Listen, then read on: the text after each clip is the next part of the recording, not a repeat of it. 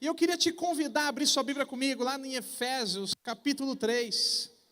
E que Cristo habite pela fé em vosso coração, a fim de que, arraigados e fundamentados em amor, vos seja possível compreender, juntamente com todos os santos, a largura, o comprimento e a profundidade desse amor, e assim conhecer esse amor de Cristo, que excede todo o entendimento, para que sejais preenchidos até a plenitude de Deus. Essa noite eu quero compartilhar com vocês sobre o imensurável amor de Cristo. E sabe, falar sobre o amor de Cristo é um prazer e é um desafio muito grande. Porque se nós estamos aqui nessa noite, o motivo de estarmos aqui é pelo amor de Cristo. Se não fosse por esse amor, se não fosse por essa graça, nós não estaríamos aqui.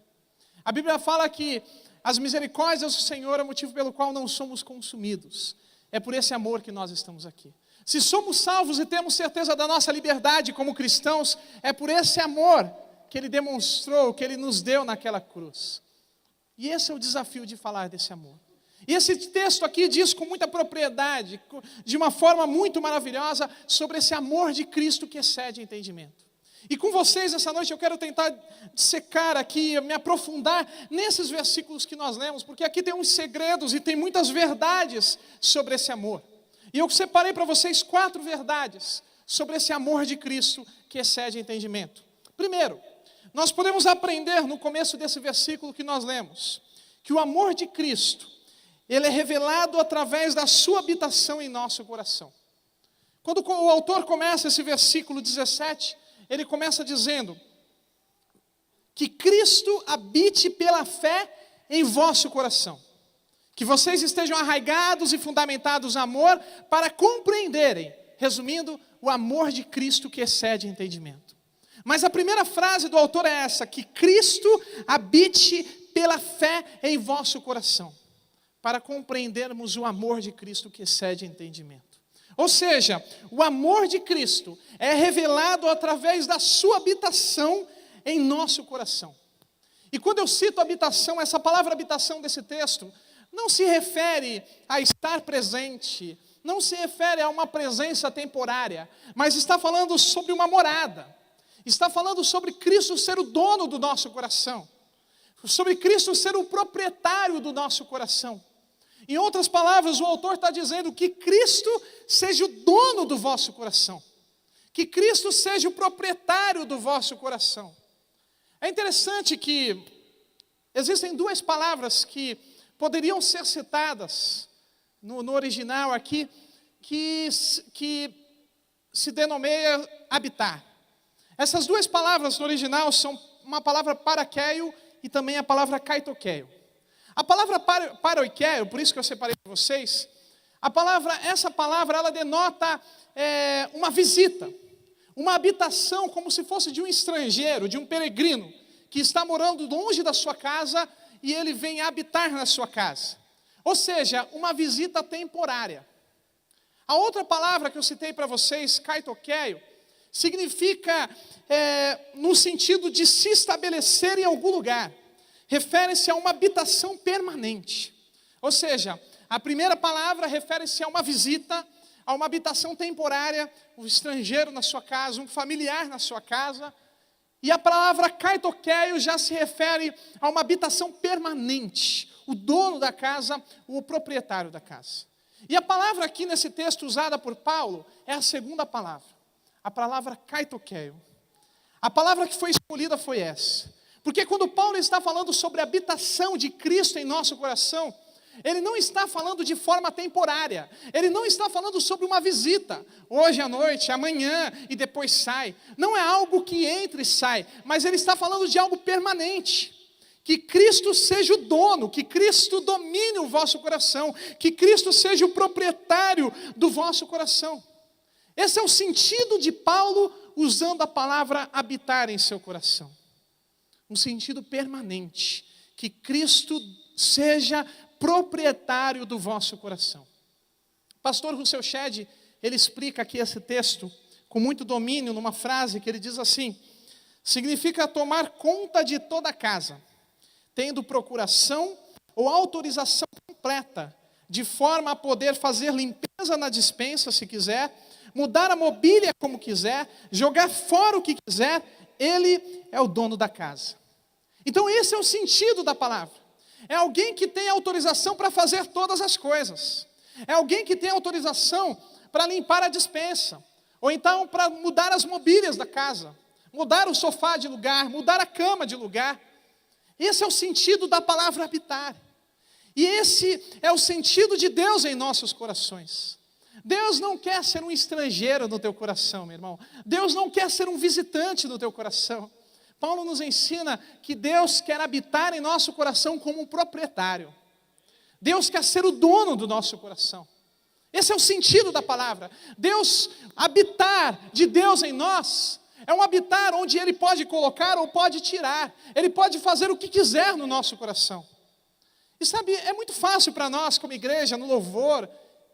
Eu já ouvi alguns pregadores que dizem que no louvor é o momento que nós mais mentimos. E talvez seja verdade mesmo.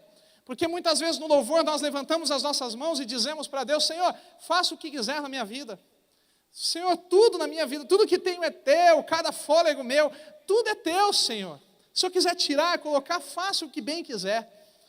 E muitas vezes quando Deus faz um pouquinho daquilo que Ele quer na nossa vida, nós já reclamamos com Ele. Mas é isso que Deus quer ser na nossa vida. E sabe, ter Deus como proprietário do nosso coração, meu irmão, ter Deus como chefe, como líder, como dono do nosso coração, é um desafio muito grande. Porque quando nós declaramos que Ele é o Senhor da nossa vida, nós estamos dizendo isso: Tu és o rei, Senhor, Tu tens o domínio da minha vida. O Senhor pode colocar o que quiser, ou pode tirar o que quiser. Que Cristo habite em vosso coração. Que Cristo seja o dono do vosso coração.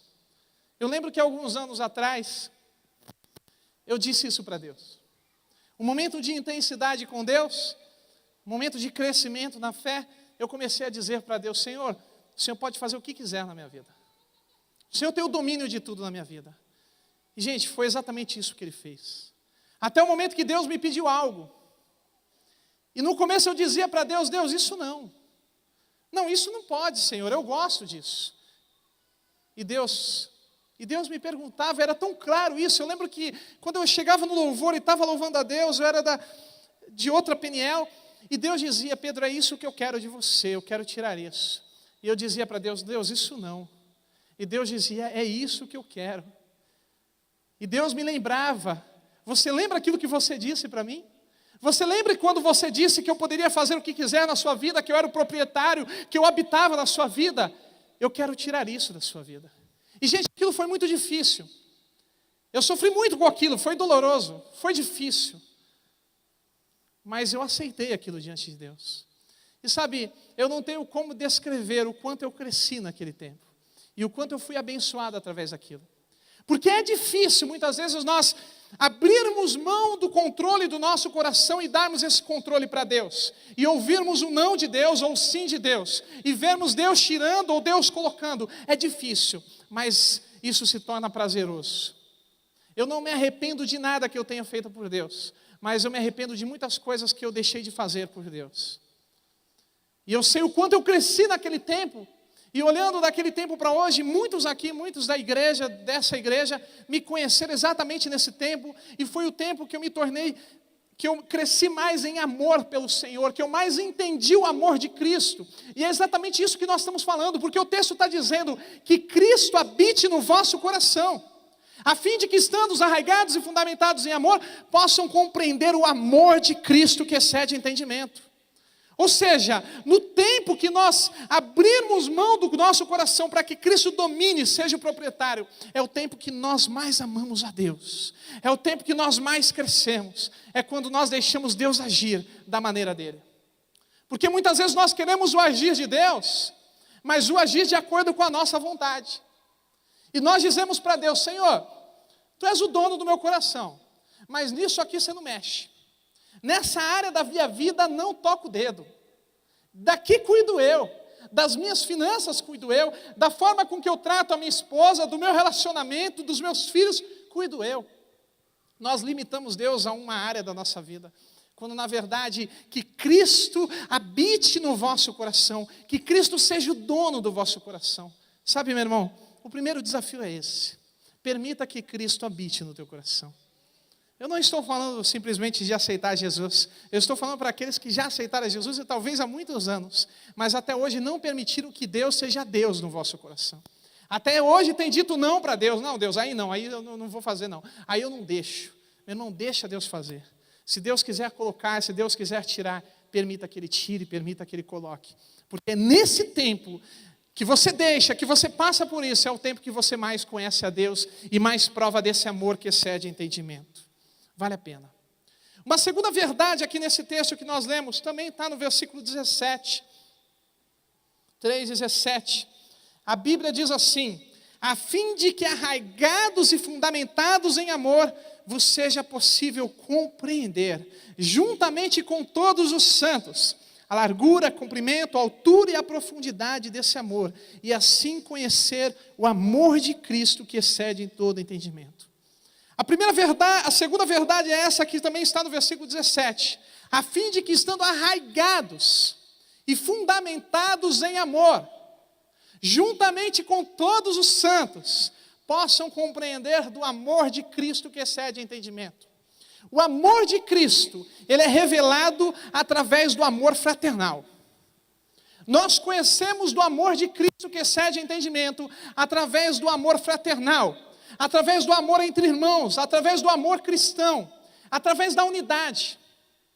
O nosso amor aqui como igreja, unidos, chorar com os que choram, se alegrar com os que se alegram, expressam o amor de Deus. Para vivermos e para desfrutarmos de um amor vertical, precisamos viver um amor horizontal, um amor pelos irmãos. O amor de Cristo é revelado através da unidade. É revelado através da unidade. E é interessante aqui que o Paulo, ele usa duas metáforas para explicar isso, para expressar a profundidade do amor. A primeira é uma metáfora que procede ali da botânica, que ele diz que estejam arraigados como uma árvore em amor. E a outra metáfora que Paulo usa, que vem da arquitetura, que é fundamentados. Que vocês estejam fundamentados. Ou seja, devemos estar tão firmes como uma árvore e tão sólidos como um edifício. O amor deve ser o solo em que a vida deve ser plantada. Essa é uma frase de um autor desconhecido. O amor deve ser o fundamento em que a vida deve ser edificada. Por isso que o autor diz que vocês estejam arraigados e fundamentados em amor. Uma árvore precisa ter suas raízes profundas para tirar o seu alimento, para tirar a sua provisão e a sua estabilidade. Assim também é o cristão. Precisamos estar enraizados no amor de Cristo. E também dessa metáfora da arquitetura, eu cito como exemplo esse prédio, por exemplo. Você pode ver essas paredes, você pode ver essas colunas, esse forro, o telhado que existe aqui em cima, mas a parte principal desse prédio não é o que podemos ver, mas é o que não podemos ver, é o que está abaixo desse prédio. Essas colunas são enormes, mas não são elas, simplesmente elas que sustentam esse prédio. Essas paredes são enormes, mas não são elas que sustentam e fazem com que esse prédio continue em pé. O que permanece sustentando esse prédio é a sua profundidade. São os ferros que estão aqui embaixo e que não podemos ver. Assim também a vida de um cristão. A parte mais importante do edifício, como eu disse, é a fundação. Se ele não cresce com solidez para baixo, ele não pode crescer com segurança para cima. Ou seja, gente, resumindo, ele está falando sobre o amor fraternal. Que vocês estejam fundamentados e arraigados em amor. Não somente eu por Cristo, mas vocês. O texto diz, juntamente com todos os santos, está falando sobre unidade, estejam fundamentados, arraigados em amor, para conhecer o amor de Cristo que excede entendimento. É a nossa unidade, é o nosso andar juntos, é o nosso amor um pelo outro, que revela e que expressa o amor de Deus por esse mundo. Você conhece mais o amor de Deus quando você se encontra em unidade. Não é à toa que muitas pessoas largam da fé e abandonam o amor de Deus, porque se afastaram da igreja, porque se afastaram dos irmãos. Porque o amor de Cristo é revelado através da unidade. E sabe, gente, nós vivemos hoje num mundo tão individualista e humanista, que hoje o ensino do mundo é que o importante é ser feliz, não importa o que você faça para isso. Na verdade, no teu trabalho você vê pessoas que passam em cima de pessoas, que pisam em cima de pessoas para chegar em determinado lugar. Talvez todo mundo passe por isso, menos eu, porque eu trabalho na igreja, eu não vejo isso aqui, claro. Mas o mundo prega isso, que o importante é você chegar no topo, não importa o que você faz para isso. O mundo hoje prega o individualismo. Meu irmão, o importante é você ser feliz, não importa quem você derrube para isso. E quando nós, como igreja, vivemos essa diferença, e não somos individualistas, não somos humanistas, mas vivemos o amor de Deus, vivemos a unidade, vivemos o cuidado de um dos outros, vivemos o que a Bíblia fala, carregar os fardos um dos outros, vivemos o amor pelo próximo. Isso chama a atenção do mundo, isso expressa a atenção do mundo. As pessoas vão entrar nesse lugar que não conhece a Deus e vão ver que nesse lugar, na sua célula, no seu convívio com os irmãos, existe algo diferente, existe amor, existe cuidado. As pessoas não querem chorar com a tua desgraça, se alegrar com a tua desgraça, ou então chorar com a sua alegria. Não, aqui nós choramos com o que chora e nós se alegramos com os que se alegram. E o mundo vai olhar, entrar nesse lugar, as pessoas que não conhecem a Cristo, e vão perceber que existe algo diferente, que existe uma unidade. Ou seja, é exatamente isso que o autor está dizendo, que vocês estejam fundamentados e arraigados em amor, juntamente com todos os santos, para compreender o amor de Cristo que excede entendimento. É através da nossa unidade que nós conhecemos mais do amor de Cristo. É através do nosso convívio que nós conhecemos mais desse Deus e expressamos esse Deus. Sabe, isso me lembra uma situação que aconteceu no Egito no ano de 2011. O primeiro semestre de 2011 teve uma revolução no Egito, entre o povo e os governantes. E para quem não sabe, o Egito é um país muçulmano. E é um país muçulmanos radicais. Nem todo muçulmano é radical. Às vezes você pensa no muçulmano, já pensa que ele morre e mata por Alá. Não é verdade, nem todos eles fazem isso. Mas no Egito não. No Egito a maioria dos muçulmanos são radicais, eles dão a sua vida por aquela causa. E em 2011 teve uma revolução entre o povo e o governo. E o governo, sabe o que eles faziam? Eles aproveitavam o tempo de oração daqueles muçulmanos, embora também o governo também era muçulmano, e era uma guerra entre povo e governo, eles aproveitavam o momento da oração, porque eles sabiam que no momento da oração, aqueles muçulmanos não iam reagir, porque é um momento sagrado deles. E todos os momentos do dia, que aqueles muçulmanos se reuniam numa praça no centro da cidade, eles começavam a orar para o Deus deles, para Alá. O governo entrava, os soldados entravam e começavam a bater naqueles muçulmanos. E isso se repetiu, foi se repetindo durante dias e dias. Mas, gente, naquela praça tinha uma igreja cristã, a maior igreja evangélica no país do Egito. Ela estava na frente daquela praça. E aquele pastor, ele teve uma ideia brilhante. Ele convocou toda a igreja. E ele disse assim, olha gente, é o seguinte. Em todos os momentos que esses muçulmanos vieram orar nessa praça, nós vamos dar as mãos em volta desses muçulmanos e proteger os muçulmanos. E foi isso que ele fez. Aquele pastor convocou a igreja. E em todo momento que os muçulmanos iam orar, e o governo e os soldados entravam para agredir os civis, os muçulmanos, a igreja de Cristo, a igreja do Senhor Jesus, se reunia na praça, dava as mãos em volta dos muçulmanos, olha que coisa diferente, e protegia-os. Protegendo, permitindo que eles orassem, permitindo que o governo, que os militares, que os soldados não entrassem e não batessem naqueles muçulmanos. E sabe o que aconteceu, meu irmão? Por mês, a partir daquelas ações que se repetia todos os dias, por mês, se convertem de 30 a 40 muçulmanos naquela igreja. 30 a 40 muçulmanos se convertem ao Senhor Jesus naquela igreja. Se você já estudou um pouco sobre isso, você sabe como é difícil um muçulmano se converter. Mas hoje tem se convertido cerca de 30 a 40 por mês e se batizado. Sabe por que isso? Porque eles compreenderam o amor de Cristo. Porque aquela igreja teve uma atitude de amor. E aquele pastor, ele foi tão criticado pelas outras igrejas evangélicas, porque dizia que ele estava ali ensinando ecumenismo entre o cristão e o muçulmano. Mas não, eles estavam tendo uma ação de Deus, uma ação de amor, uma ação de compaixão.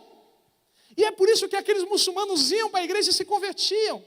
Porque eles viram através da atitude da igreja que existe um amor diferente na igreja evangélica, na igreja do Senhor Jesus, na igreja cristã. Eles queriam provar desse amor que não existia em outros lugares. Por isso que eu digo e afirmo, o nosso amor uns pelos outros, a nossa unidade, o nosso ajunto, o nosso andar juntos, revela o amor de Cristo. É através da nossa unidade que nós mais conhecemos o amor de Cristo que excede entendimento. Sabe, é impressionante o que Deus faz através da unidade. Eu não vou demorar tempo nisso, que não é meu foco. Mas é impressionante quantas coisas Deus faz através da unidade na igreja. Por exemplo, em Salmos, aquele texto que nós conhecemos, quão bom e quão suave que os irmãos vivam em união. E aí no final do texto diz, porque ali Deus derrama bênção e vida. Através da unidade, Deus derrama bênção e Deus derrama vida. Em 1 João, a Bíblia fala, se eu não me engano é 1 João, desculpe se eu me confundi, confesse o teu pecado ao teu próximo e você vai ser curado. Ou seja, é através da unidade que Deus derrama a cura espiritual, que Deus derrama a cura do pecado. Em João 17, 21, quando Jesus está orando pelos seus discípulos ao Pai, Jesus ele diz assim, Pai, que eles sejam um. Assim como eu e tu somos um, que eles sejam um em nós, para que o mundo creia que tu me enviaste. Ou seja, através da unidade, o mundo vai crer em Jesus Cristo. Através da unidade, Jesus está dizendo, Jesus ali está ensinando o segredo de um avivamento, é a unidade. Que eles sejam um, para que o mundo creia que tu me enviaste. E como nós lemos aqui em Efésios, através da unidade, através de estarmos arraigados e fundamentados em amor, nós podemos conhecer o amor de Cristo que excede entendimento. Amém? Essa é a importância de estarmos unidos. O amor de Cristo, o amor fraternal, revela o amor de Cristo. Uma terceira verdade que eu quero citar para vocês nesse texto. O autor começa dizendo no versículo 18, sobre a dimensão, as dimensões do amor de Cristo. Essa é uma parte muito profunda, que ele diz, vos seja possível compreender, juntamente com todos os santos, a largura, o comprimento, a altura e a profundidade desse amor. O comprimento. O amor de Deus ele é tão comprido que ele dura pela eternidade. Do Antigo Testamento ao Novo Testamento, Deus ama. Às vezes algumas pessoas dizem que no Antigo Testamento Deus não era um Deus de amor. Mas isso é pura mentira, gente. É um equívoco. Você vê tantas atitudes de amor no Antigo Testamento. Deus ele tira o seu povo do Egito. Deus abre o mar, o povo passa. Que coisa grandiosa. Imagina você passar dentro do mar, gente. Um dia eu quero ver isso. Passou. O povo passa, o povo já começa a murmurar. Aí o povo levanta um bezerro de ouro. Mesmo assim Deus perdoa. Deus provê alimento dos céus. Gente, imagina a comida caindo do céu. Alimento dos céus no meio de um deserto. E o povo vai lá, um tempo depois, o povo se alimenta, enche a barriga e depois murmura.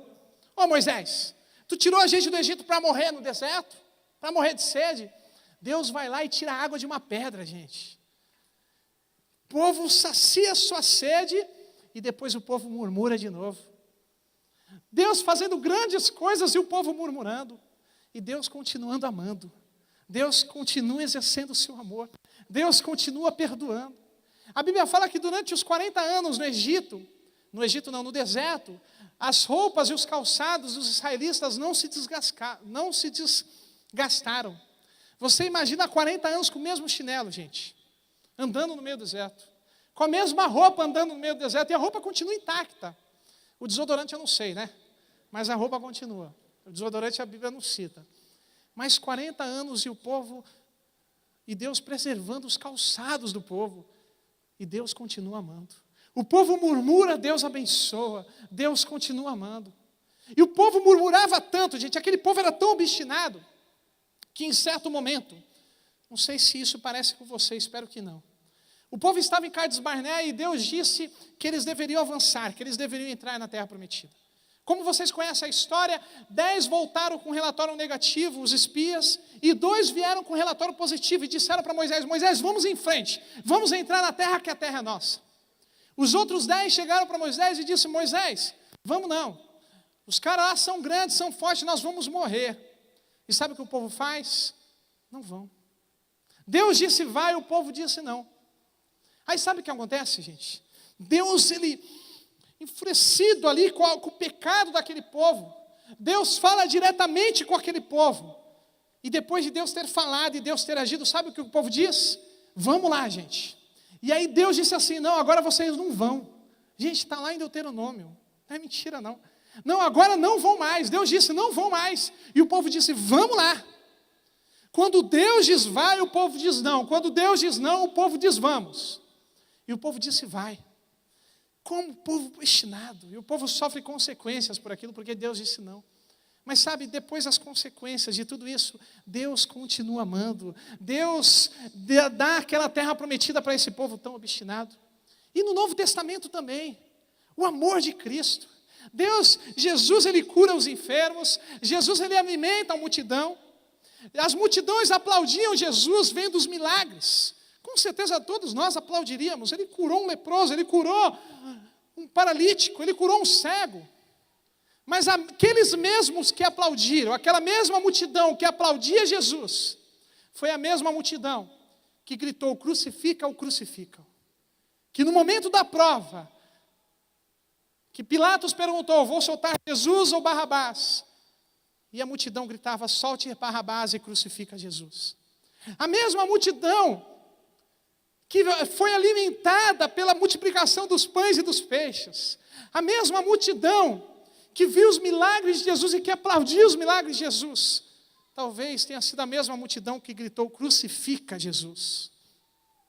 Mas sabe, não pense você que Jesus deixou de amar por causa disso. Ele continuou amando. O grito de crucifica-os dos céus não foi suficiente para impedir Jesus daquela cruz. Talvez Jesus, naquele momento que ele ouve daquele grito tão ingrato de crucifica-o, ele poderia ter dito, acabou, parou, vou voltar para o céu, desisto. Mas não, ele foi fiel até a morte de cruz. Ele continuou amando. O amor de Cristo, o seu cumprimento é tão incrível, que ele dura toda a eternidade. Passaram-se 2000 anos e Deus continua amando. Desde a morte de Jesus até hoje, Deus continua amando. Desde a criação do mundo, Deus continua amando o seu povo. Sabe, talvez você também passe por isso.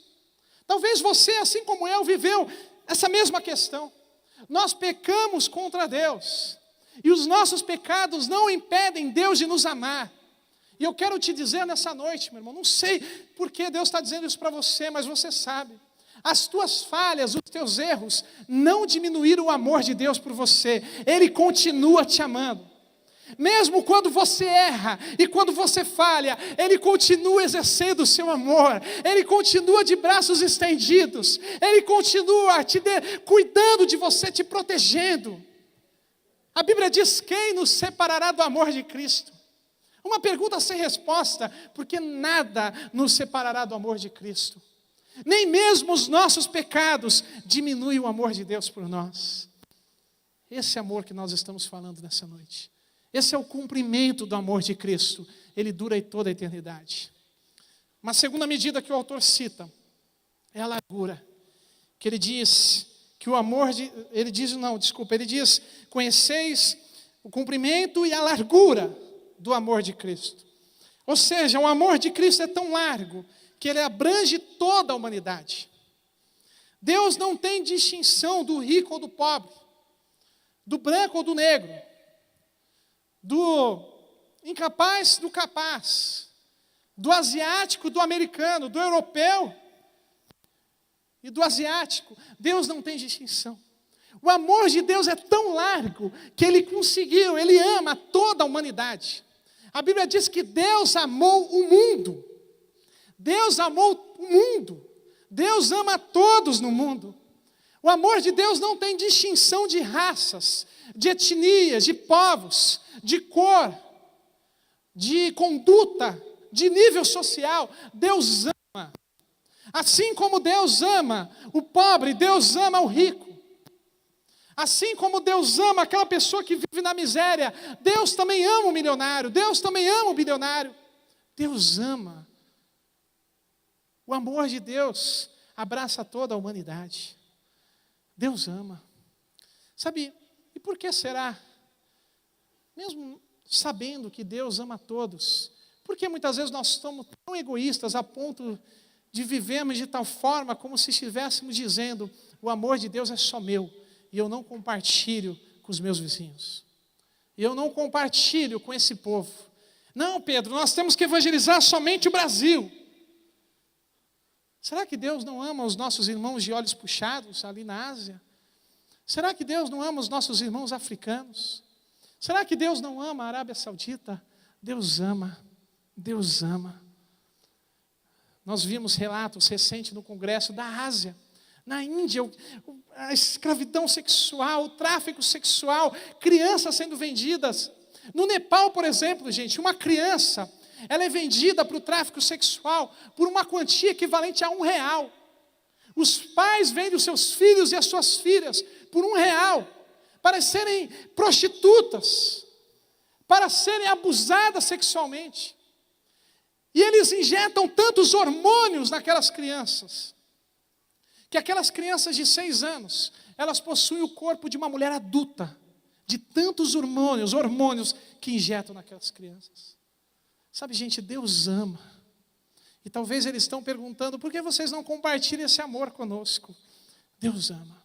O amor de Deus é tão largo que ele abrange toda a humanidade. Assim como Deus ama a igreja brasileira, Deus ama a igreja indiana, em nome de Jesus. E é por isso que a pastora Tânia está lá, na Índia, nesse momento, dando início, se Deus quiser, um grande trabalho, porque Deus ama a todos. O autor também cita a profundidade.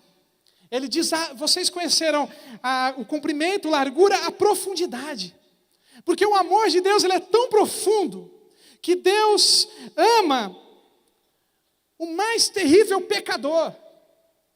Deus ama aqueles que pecam. Deus ama até mesmo aqueles assassinos. Deus ama até mesmo aqueles estrupadores. Deus ama os traficantes. Deus ama. O amor de Deus é tão profundo que Ele ama o mais profundo pecador. E um exemplo disso é Saulo.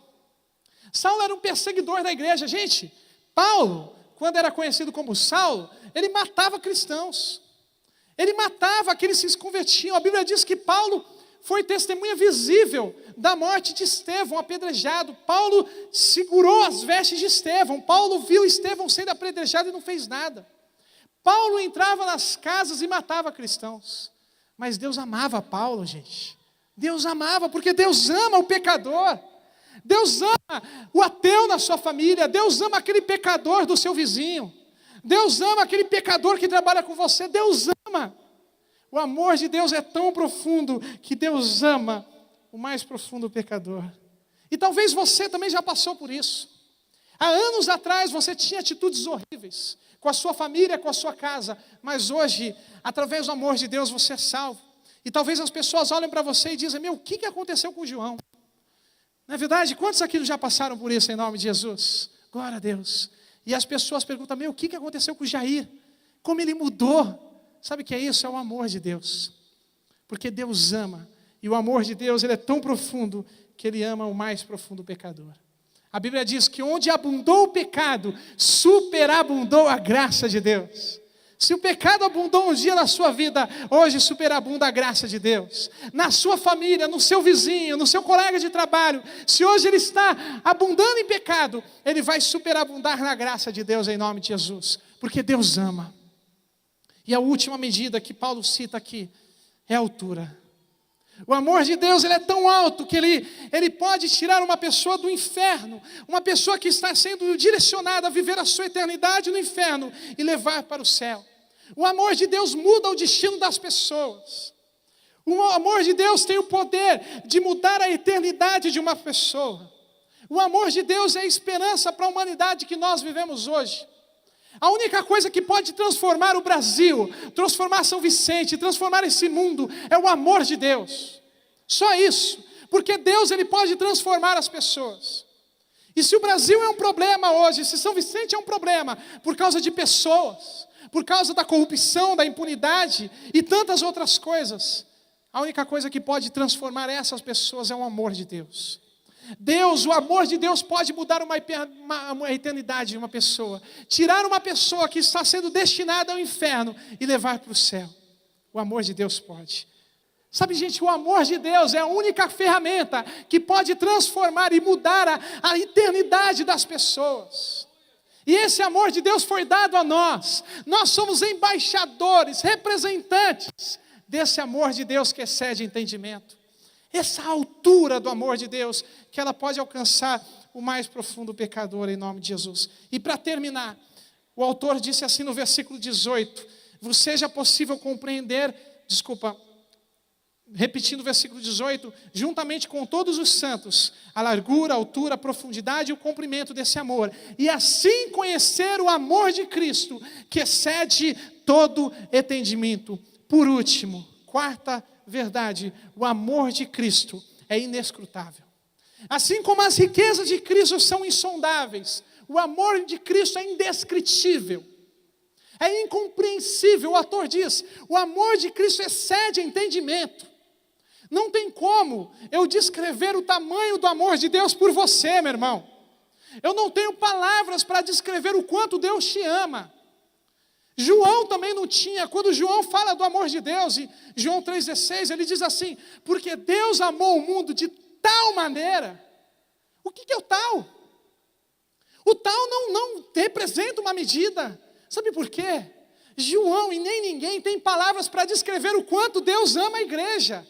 E ele disse, Deus amou o mundo de tal maneira, de uma maneira tão grande, indescritível, que ele usa uma palavra que nem existe, de tal maneira que deu o seu Filho, para que todo aquele que nele crê, não pereça, mas tenha vida eterna. O amor de Cristo é inescrutável, é indescritível, é incompreensível. Esse é o amor que Deus tem por nós. A Bíblia fala que pode ser que um homem bom morra para o justo, morra por um justo, mas Deus prova o seu amor para conosco, morrendo por nós numa cruz, sendo nós ainda pecadores. Aplauda ao Senhor Jesus por isso, em nome de Jesus. Glória a Deus. Se coloque de pé. E aí onde você está mesmo? Começa a devolver. Eu não sei como explicar isso, mas começa a retribuir esse amor que Ele tem por você. Diga para Deus, Deus, eu te amo. Agradeça a Deus, Deus, obrigado pelo seu amor. Obrigado pela sua graça. Obrigado pela sua misericórdia. Obrigado porque mesmo quando eu erro, o Senhor continua me amando. Mesmo quando eu falho contra Ti, o Senhor continua exercendo amor por mim. Esse é o amor de Deus por você. Declara o seu amor em nome de Jesus. Nós vamos louvar ao Senhor e durante esse louvor, onde você estiver, declare o quanto você o ama em nome de Jesus. Declare. Ele está presente. O Deus que te ama tanto, Ele está aqui nesse lugar, esperando a sua atitude de amor, esperando tuas palavras de amor. O Cristo que morreu por nós naquela cruz está nesse lugar. Diga para Ele o quanto você o ama em nome de Jesus.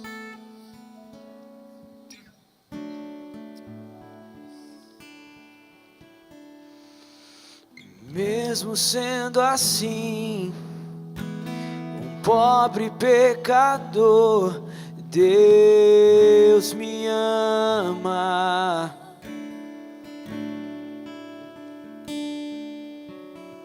Mesmo sendo falho, mesmo sem merecer, Deus me ama.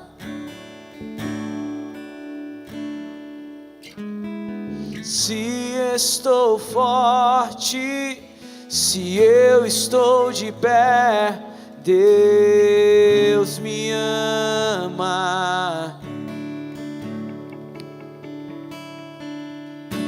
Se estou fraco, se eu estou caído, Ele não deixa de me amar.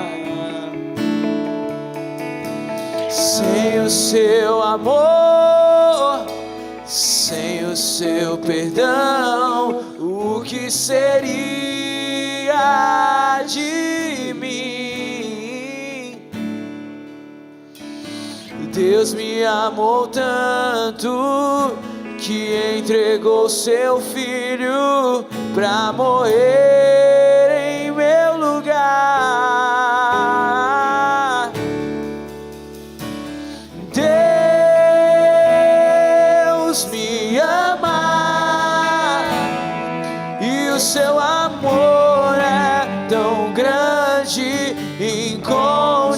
incondicional. Deus me ama e Ele está sempre de braços abertos pra mim.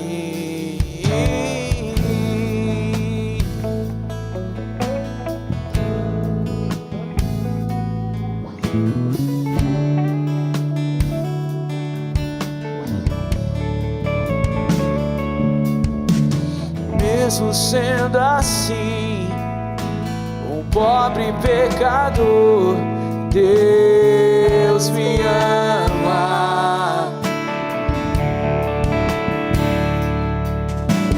Mesmo sendo falho, mesmo sem merecer, Deus me ama. Se estou forte, se eu estou de pé, Deus me ama.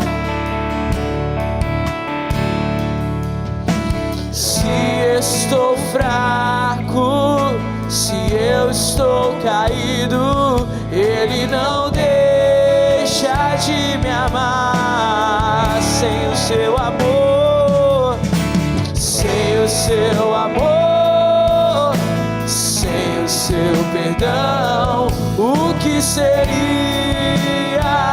de mim? Deus me amou tanto que entregou seu filho pra morrer em meu lugar.